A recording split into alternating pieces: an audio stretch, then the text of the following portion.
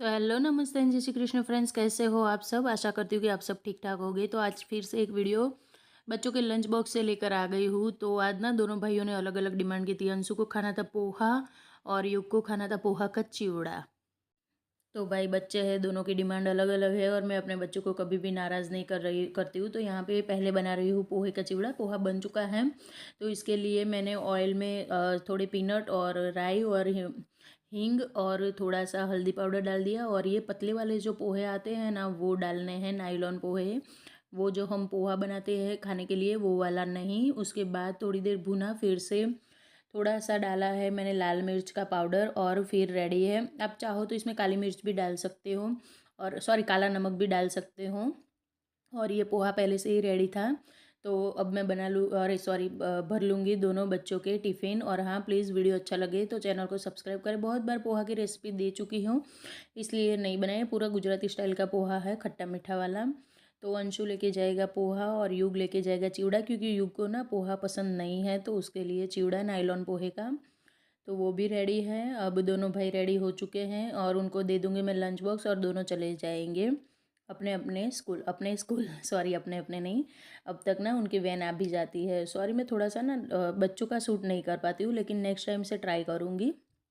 उसके बाद दोनों के जाने के बाद फिर मैंने नहा धो के मैं यहाँ पे रेडी हो गई थी और उसके बाद अपने कामों में लग गई। नहा धो के मतलब पूजा पाठ करना होता है, उसके बाद ही मैं कुछ खाती पीती हूँ। तो इस वजह से ना सुबह उठ के ही सीधा मुझे नहाना पड़ता है। और नहाने के बाद झाड़ू लगा दूँगी पूरे घर में फटाफट से, क्योंकि सबसे पहला काम तो यही होता है कि रात की बासी झाड़ू जब तक लगती नहीं तब तक पूजा पाठ नहीं होता। तो उसके बाद होगा पूजा पाठ। वैसे मैं पहले झाड़ू लगा के नहाने जाती तो बढ़िया रहता, लेकिन ना जैसे ही बच्चे जाते हैं ना, मैं सीधा लग जाती हूँ नहाने धोने में। चलिए, अब यहाँ पे ना जल्दी जल्दी से मैं झाड़ू लगा देती हूँ। तो हॉल से ही स्टार्ट किया है। हॉल में झाड़ू लगाऊंगी, उसके बाद बेडरूम और किचन में सब जगह पे, फिर मंदिर के आगे वहाँ पे लगाऊंगी, और उसके बाद फिर जाऊंगी बाहर की ओर। तो आज को ना ऐसा, आज तो आप लोगों को पूरा मतलब एक तरह से हाउस टूर भी दे सकती हूँ, ऐसा भी बोल सकती हूँ इस तरफ। उसके बाद मैं झाड़ू लेके जा रही थी और फिर बाद में आ गई थी बाहर। तो यहाँ पे ना एक कॉकरोच बाहर से आ गया था, पता नहीं कहाँ से आया था। तो मेरी नज़र पड़ी तो मैंने ऐसे झाड़ू से उसको भर के बाहर फेंक दिया। अब घर का झाड़ू लग गया है, तो बाहर की ओर झाड़ू लगाने के लिए पहले अंदर का दरवाज़ा बंद कर दूंगी, किचन वाला। ये किचन के पीछे वाली बालकनी है, जहाँ पे यहाँ पे ना थोड़ी सी जगह है, ज़्यादा जगह नहीं है यहाँ पर। तो बस एक इंसान चल फिर सके उतनी सी जगह दी हुई है। साइड में बहुत सारी जगह है, यहाँ से स्टार्ट होता है। तो जितना बहुत सारा मतलब आसपास खेत है, ऊपर से ना ठंडी ठंडी हवाएं इतनी तेज़ चलती है ना इस टाइम। खुले मैदान है ना, तो गर्मियों में एक फ़ायदा रहता है कि ठंडी ठंडी हवाएं खाने को मिलता है, लेकिन ना ठंडी में ये प्रॉब्लम हो जाती है। और ये देखिए, कल के कपड़े अभी तक सूखने का नाम नहीं ले रहे हैं। दूसरा दिन हो गया है तो भी वो मशीन में वॉश किए हुए हैं, लेकिन फिर भी सूखने का नाम नहीं देते। एकदम ठंडे ठंडे से हो जाते हैं ना, तो मुझे अच्छा नहीं लगता है। तो मैं क्या करती हूँ कि धूप आ जाती है ना तेज़ वाली, जब 12 बजे तक, तब तक रहने देती हूँ और फिर दूसरे दिन के कपड़े डालती हूँ। तो बस आजकल तो कुछ इस तरह से चल रहा है हमारा रूटीन। और ना हमारे यहाँ मतलब बारिश की वजह से एकदम बादल बादल से छाए हुए हैं। इस टाइम पे ना सर्दियों में बारिश आ रही है गुजरात में पूरे। तो हमारे यहाँ बारिश तो एक ही दिन आई है, एक दो दिन ज़्यादा नहीं आई, लेकिन हाँ मौसम बिल्कुल ना बारिश वाला हो गया था। इतना देखिए कितनी हवाएं चल रही है, आप देख सकते हो। पूरा कचरा ना उड़ उड़ के जा रहा है। मैं आगे की ओर क्लीनिंग करती जा रही हूँ और पीछे ना उड़ते जा रहा है। तो इस तरह से मुझे हाथ में ये सुपड़ी रखनी ही पड़ती है, ताकि मैं उसके अंदर सारा कचरा भर लूँ और वो ज़्यादा उड़े नहीं। नहीं तो फिर मैं आगे झाड़ू मारती रहूँगी, पीछे की ओर उड़ता रहेगा। और ये जगह भी ऐसी है कि बाहर गंदा होगा तो घर ऑब्वियसली गंदा होना ही होना है। अगर बाहर का एरिया क्लीन होगा तो ही साफ पैर लेके घर में सब आएंगे, नहीं तो फिर ये गंदा होगा तो पैर भी गंदे हो गए, चप्पल भी गंदी हो गई। तो ये तो डेली का डेली क्लीन करना ज़रूरी बनता है। उसके बाद झूले पे ये कपड़ा मैंने बिछा दिया है और फिर आ गई थी घर में। तो अब फिर से जा रही हूँ बाहर की ओर। तो थोड़ी सी धूप आ गई है, देखिए आप, थोड़ी थोड़ी सी, बिल्कुल बिल्कुल थोड़ी सी, ज़्यादा इतनी नहीं आई है। तो यहाँ पे मैं इसलिए आई थी ना कि अब मुझे जो गीले टावल थे वो भी सुखाने थे और जो कपड़े थे वो लेने थे। काफ़ी टाइम के बाद आई थी मैं। थोड़े से घर में थोड़ी देर मैंने वीडियो की एडिटिंग की, एक आध घंटा जितना हो गया था, 10:30 जितना बज गया था। तो सोचा चलो आज थोड़ा जल्दी ले लूँ ना, कपड़े गर्म हो गए थे तो जल्दी से सुखा दूँ, तो कल के कपड़े मुझे दूसरे दिन तक ना लटकाने पड़े। एक तो रात भर कपड़ों को बाहर रखना अच्छी बात नहीं होता है, लेकिन मजबूरी में फिर रखना पड़ता है। फिर स्टैंड ना मैंने स्टोर रूम में रख दिया है, जो कपड़े सुखाने वाला स्टैंड होता है वो ऊपर रख दिया है, वो सिर्फ मैं बारिश में ही निकालती हूँ। तो उसको निकाला नहीं है, इस वजह से बाहर लटके रहते हैं कपड़े। लेके आ गई थी अंदर, लेकिन आधे से ही लाई थी, जो ठंडे और गीले थे उनको नहीं लाई थी। जो सिर्फ सूखे हुए थे उनको ही लाई थी। उसके बाद ये चना का पैकेट था, तो सोचा निकाल के रख दूँ, बच्चे चलते फिरते खा लेंगे। ये देखिए कितने दिन से ना ये ऑरेंजेस ला के रखे हुए हैं, लेकिन अभी तक उनसे फिनिश ही नहीं हो रहे, ना ही खाने का नाम लेते। बस 1-2 दिन, जिस दिन ले आओ ना उस दिन खाते हैं शौक से, फिर उसके बाद नहीं खाते। यही होता है। और मेरे बच्चों के तो नाटक कुछ अलग ही है खाने के मामले में। सिर्फ उनको चटोरा चटपटा बाहर का ला के दे दो, अब पहला नंबर लेंगे, किसी के लिए भी छोड़ेंगे नहीं। लेकिन इस तरह की हेल्दी चीज़ें खाने को बोलो, उनको बहुत प्रॉब्लम होती है। अब यहाँ पे कपड़े मैं जल्दी जल्दी से डाल रही हूँ मशीन में, ताकि फटाफट से वो धुल जाए। लेकिन एक और भी प्रॉब्लम है कि आज थोड़े कम कपड़े थे, तो मैंने सोचा है कि थोड़ी देर के लिए भिगो के रख देती हूँ मशीन में, रिंस करके नहीं, सॉरी, सोख करके। तो ना बच्चे जब तक आएंगे तब तक अच्छे से ये कपड़ों में से मैल भी निकल जाएगा, और बच्चे आएंगे उनके बाद उनके भी कपड़े मशीन में डाल दूँगी। और ये है स्टोर रूम, जो मेरे बेडरूम और किचन के बीच में है, साइड में, सॉरी, बीच में नहीं। पहले स्टोर रूम है, किचन में ही है ये, वैसे फ्रिज और बेडरूम के पास में है। इस तरह से मेरा दिखाने का ट्राई था। तो ये वाला स्टोर रूम किचन का स्टोरेज है, एक स्टोर रूम तो ऊपर है। तो ये किचन का जो स्टोरेज है ना, ये बहुत ज़्यादा मैसी हो गया था, गंदा नहीं हुआ था, मैसी हो गया है। हुआ क्या था कि जो मेरी आटा चक्की है ना, वो मैंने निकाली थी बाहर, वहाँ पे जो प्लग है वहाँ स्टार्ट नहीं हो रही थी।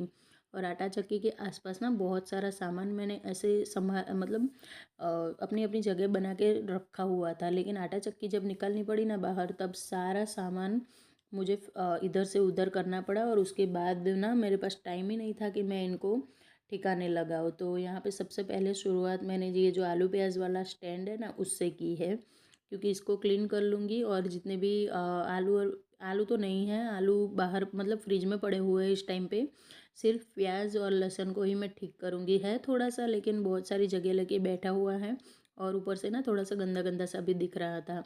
तो इनके यहाँ पे जो मैंने ये कागज़ बिछाए हुए थे, वो भी निकाल के क्लीन कर लिए हैं। और रख दूँगी प्याज, तो इस तरह से हो जाएंगी। यहाँ पे एक ये जगह, और ये ना थोड़ा सा साफ़ सुथरा भी दिखेगा तो अच्छा लगेगा। उसके बाद यहाँ पे जो भी चीज़ें थी उनको ना मैं साइड कर रही हूँ, वो बाद में करूँगी, पहले ये जो भी काम है वो निपटा लेती हूँ।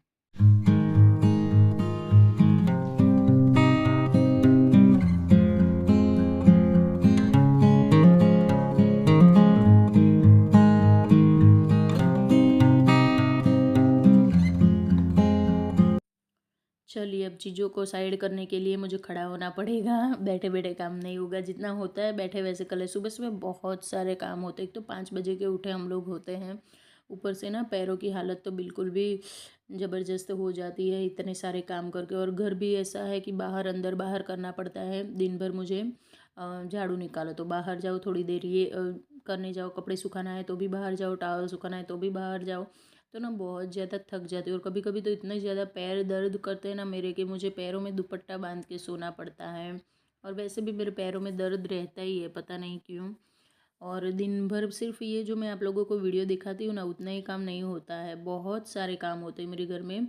दिन भर सारे घर के काम अकेले मैनेज करती हूँ। बच्चों को ट्यूशन लेने जाना, छोड़ने जाना, घर की सब्जियाँ लाना, कुछ घर में कोई चीज़ ख़त्म हुई है, दूध दही क्या नहीं चाहिए घर में, आप कितना भी एक साथ ला के इकट्ठा सामान रख दो, लेकिन फिर भी कुछ ना कुछ तो ऐसा होगा। और कुछ नहीं होगा तो दही और दूध के लिए तो आपको बाहर जाना ही जाना पड़ता है।